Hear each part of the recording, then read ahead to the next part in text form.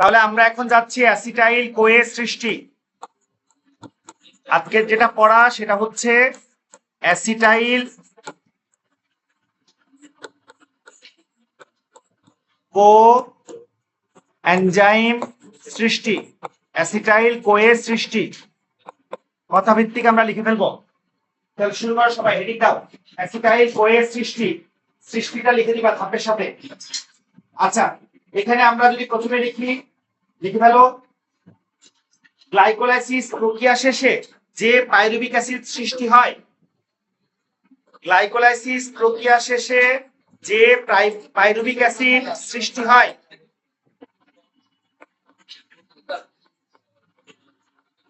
Glycolysis প্রক্রিয়া শেষে, কথা বলিও না, গ্লাইকোলাইসিস প্রক্রিয়া শেষে যে পাইরুভিক অ্যাসিড, সবাই লিখে ফেলো, গ্লাইকোলাইসিস প্রক্রিয়া শেষে যে পাইরুভিক অ্যাসিড সৃষ্টি হয়, সংক্ষেপে পা লিখলাম, পাইরুভিক অ্যাসিড সৃষ্টি হয়, তা থেকে গ্লাইকোলাইসিস প্রক্রিয়া শেষে যে পাইরুভিক অ্যাসিড সৃষ্টি হয় তা থেকে পর্যাপ্ত অক্সিজেন,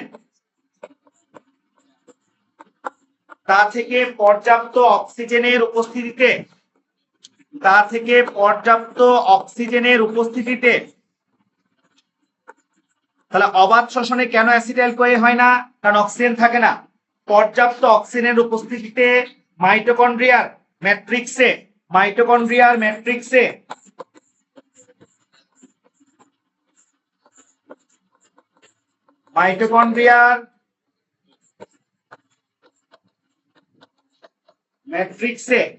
মাইটোকন্ড্রিয়ার ম্যাট্রিক্সে জটিল বিক্রিয়ার মাধ্যমে কার্বন ডাই অক্সাইড মুক্ত হয়। জটিল বিক্রিয়ার মাধ্যমে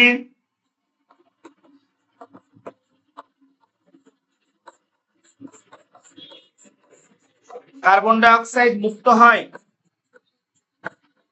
তাহলে প্রথম কার্বন ডাই অক্সাইড কোথায় তৈরি হয় স্যার? অ্যাসিটাইল কোয়ে সৃষ্টি এই ধাপে। কার? সবাত শোষণের। এবং অ্যাসিটাইল কোয়ে উৎপন্ন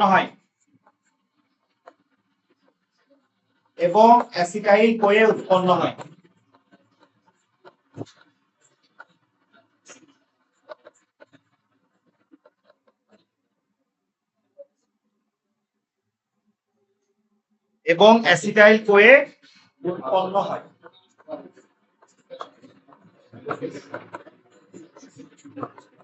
এখানে পজ হয় না, এই জন্য কথা বলিও না।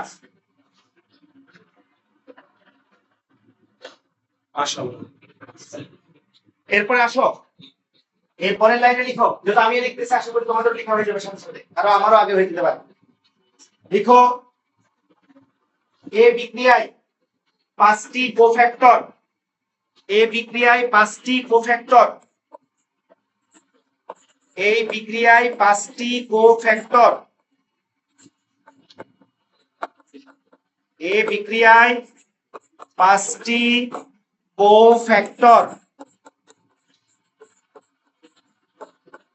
কোফ্যাক্টর কে কে স্যার? পাঁচটি কোফ্যাক্টর আমরা একটু দেখি।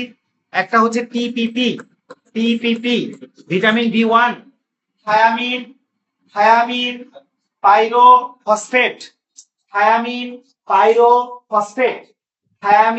Pyrophosphate, TPP. তারপরে কে? এনএডি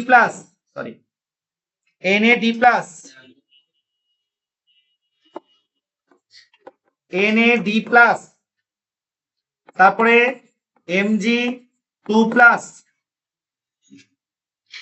লিপোইক অ্যাসিড,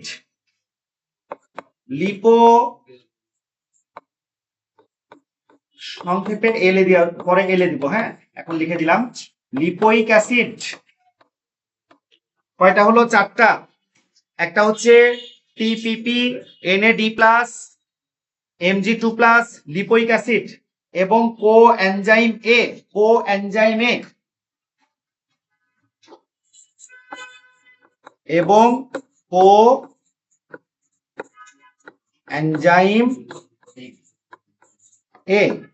কোএনজাইমে সহায়তা করে।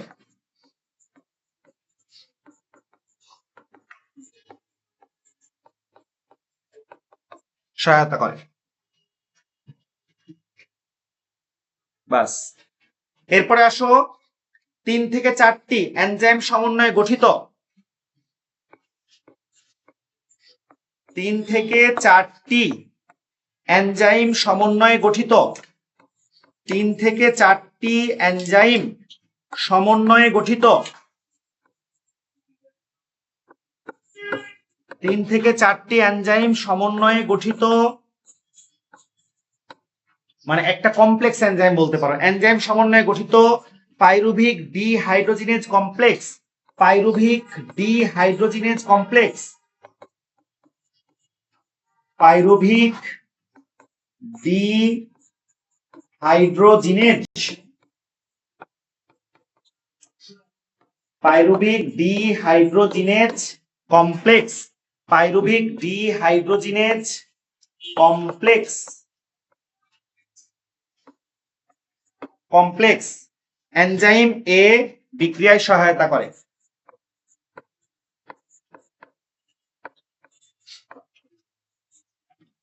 তোমাদের বইটা এত সুন্দর লেখা নাই,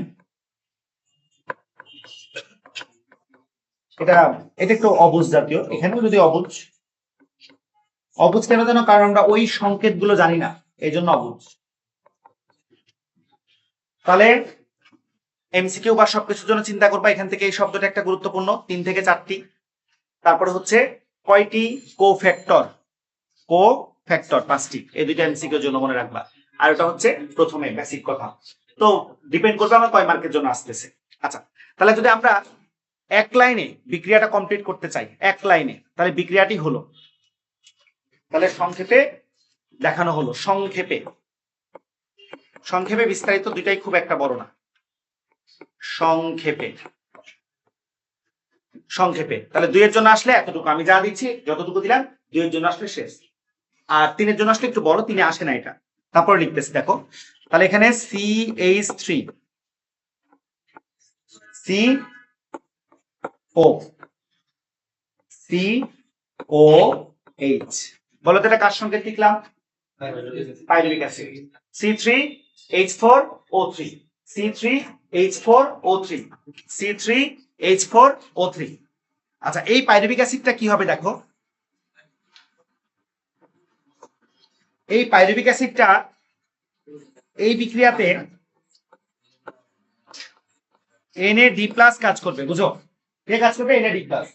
কাজ করে কি হাইড্রোজেন যুক্ত হবে, হাইড্রোজিনেজ, হাইড্রোজেন যুক্ত হয়ে এখানে কি উৎপন্ন হবে স্যার?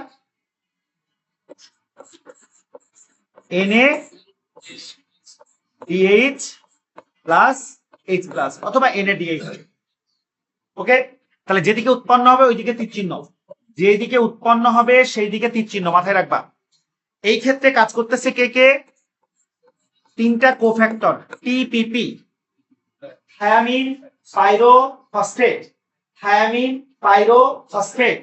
এর সাথে কাজ করবে কোন আয়ন? Magnesium ion. এবং এর সাথে কাজ করবে LA, LA মানে lipoic acid, lipoic acid LA, যেহেতু আগে লিখে দিয়েছি এখন বুঝতে পারবা। আচ্ছা, আর এইদিকে কি হবে স্যার? এইদিকে নিচ থেকে হচ্ছে এনজাইমের নাম কি দিয়েছি বলো? লেখা আছে pyruvic, pyruvic dehydrogenase, pyruvic dehydrogenase, hydrogenase. এই পাইরুভিক ডিহাইড্রোজিনেজের সহায়তায়, এনজাইমের সহায়তায় এখান থেকে কি বের হয়ে আসবে? কার্বন ডাই অক্সাইড বের হয়ে আসবে। বের হয়ে এসে কিসে পরিণত হবে? CH3COS এটাই হচ্ছে কি স্যার বলেন? এটা কিসের? Acetyl CoA. তাহলে আমরা নিচে লিখে দিচ্ছি, এটা হচ্ছে পাইরুভিক অ্যাসিড,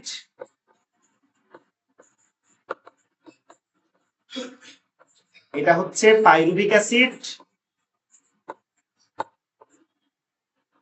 পাইরুভিক অ্যাসিড, আর এটা হচ্ছে অ্যাসিটাইল কোয়ে।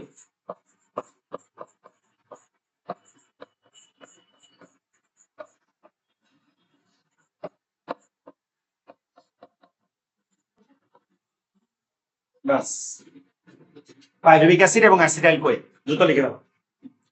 পাইরুভিক অ্যাসিড এবং অ্যাসিটাইল কোয়ে, পাইরুভিক অ্যাসিড এবং অ্যাসিটাইল কোয়ে, পাইরুভিক অ্যাসিড এবং acetyl CoA.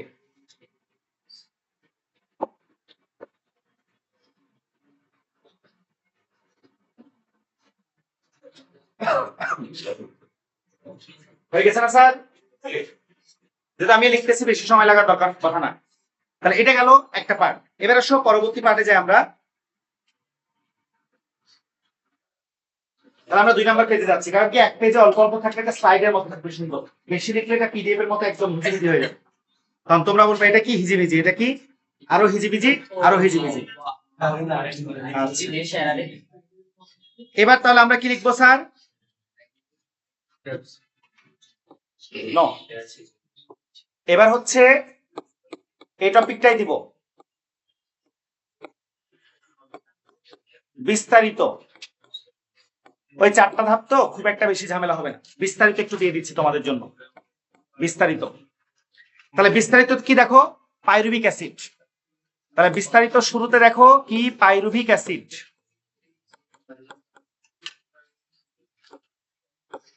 Pyruvic acid, pyruvic acid. তাহলে এই পাইরুভিক অ্যাসিডটা কি করতেছে? প্রথমে তাকে সহায়তা করছে টিপিপি। 1 নাম্বার কে সহায়তা করছে? Thymine pyrophosphate. এটা সহায়তা করে কি তৈরি হচ্ছে? এটা তৈরি হচ্ছে পিএ। এই পিএ মানে কি? Pyruvic acid. পিপা পড়াইছিলাম। Pyruvic acid, thiamine pyrophosphate complex.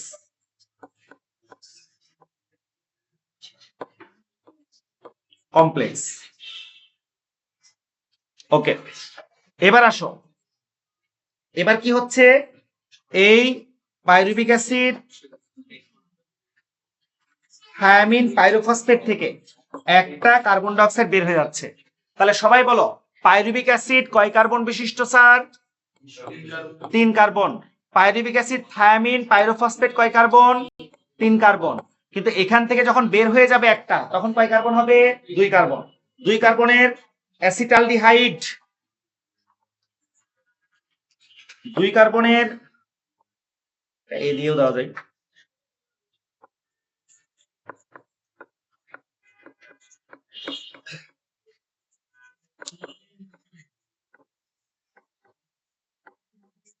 Acetaldehyde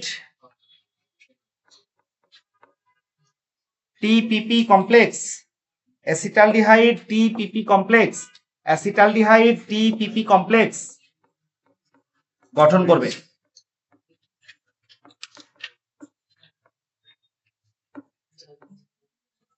এটা কয় কার্বন স্যার? 2 কার্বন। এরপরে আসো, এটা থেকে কি তৈরি হচ্ছে স্যার? এটা থেকে তৈরি হচ্ছে অ্যাসিটাইল,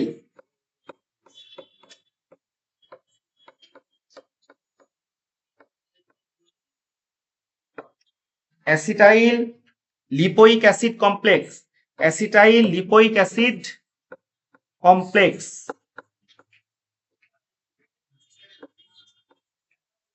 কমপ্লেক্স কেন তৈরি হচ্ছে?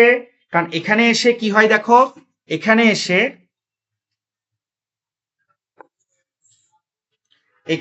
তোমার লিপোইক অ্যাসিড এলএ কি হবে স্যার? জারিত হবে, জারিত হয়ে টিপিপি কে চিন্তা করবে। আচ্ছা, জারিত হলো। এরপরে আসো লাস্ট ধাপ, সর্বশেষ ধাপ। সর্বশেষ ধাপে যেটা হচ্ছে, এখান থেকে তৈরি হয়ে যাবে স্যার অ্যাসিটাইল কোয়ে। এখান থেকে তৈরি হবে কি স্যার? Acetyl CoA.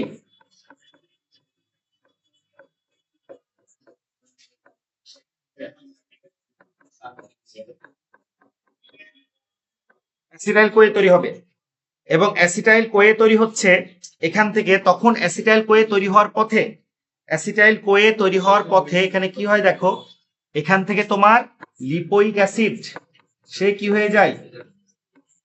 বিজারিত হয়।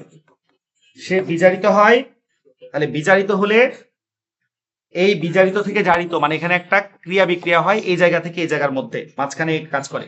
আর এই ক্রিয়া বিক্রিয়ার ফলেই এখানে এসে কি উৎপন্ন হয়, এখানে ধরো উৎপন্ন হয় NAD+ থেকে NADH+H+।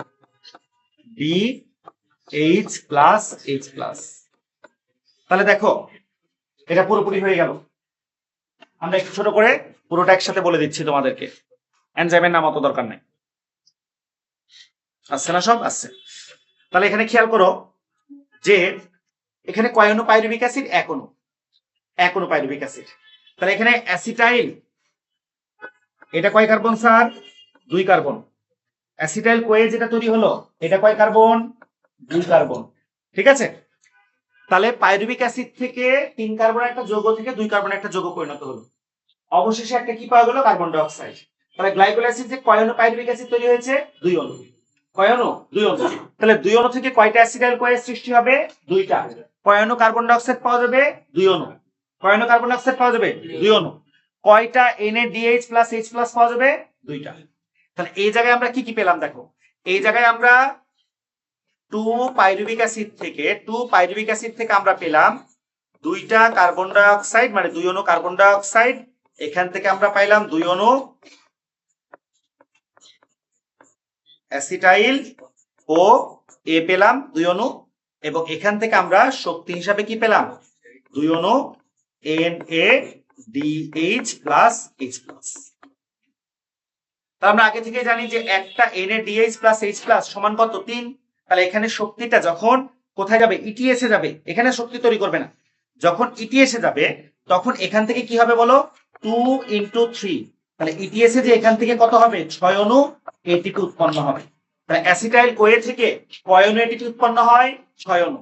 অ্যাসিটাইল কোয়ে থেকে কয় অণু ATP উৎপন্ন হয়? 6 অণু। কয় অণু কার্বন ডাই অক্সাইড উৎপন্ন হয়? 2 অণু। প্রথম কার্বন ডাই অক্সাইড উৎপন্ন হয় কোথায়? অ্যাসিটাইল কোয়ের সৃষ্টি ধাপে। কোন ধাপে? সেকেন্ড ধাপে। কোথায় সংঘটিত হয়? মাইটোকন্ড্রিয়ার ম্যাট্রিক্সে।